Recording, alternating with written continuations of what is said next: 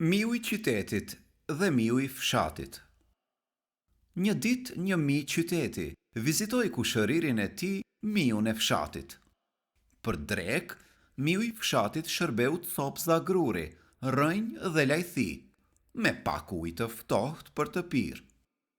Miu i qytetit hëngri, duke kursyer ushqimin, e duke kafshuar pak nga ushqimet që kishte në tavolinë, e nga gjestet e tij e bënte shumë të qartë se po e hante ushqimin thjesht vetëm sa për të qenë i sjellshëm. Pasi mbaruan me ushqimin, dy minjt biseduan gjatë. Më saktë, miu i qytetit foli shumë për jetën e tij në qytet, ndërsa miu i fshatit dëgjonte.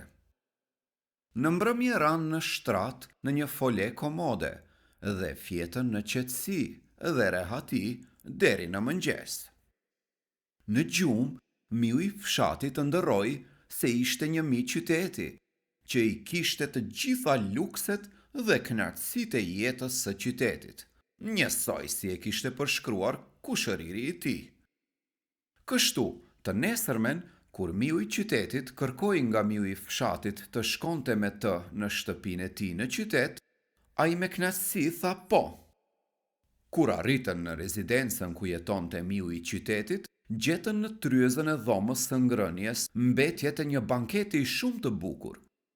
Kishte ëmbëlsira, pasta, djathra të shijshëm dhe ushqimet më joshse që mund t'i imagjinoj një mi.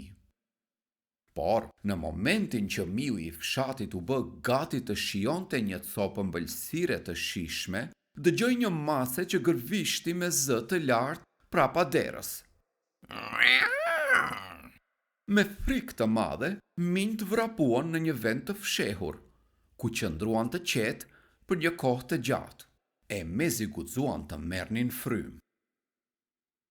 Kur më në fund, sapo u kthyen në fest, dera u hap papritur dhe shërbëtorët erdhën për të pastruar tryezën, të ndjekur nga qeni i shtëpisë. Miu i fshatit ndaloi në strofkën e miut të qytetit, vetëm aq sa për të marrë çantën dhe ombrellën e tij.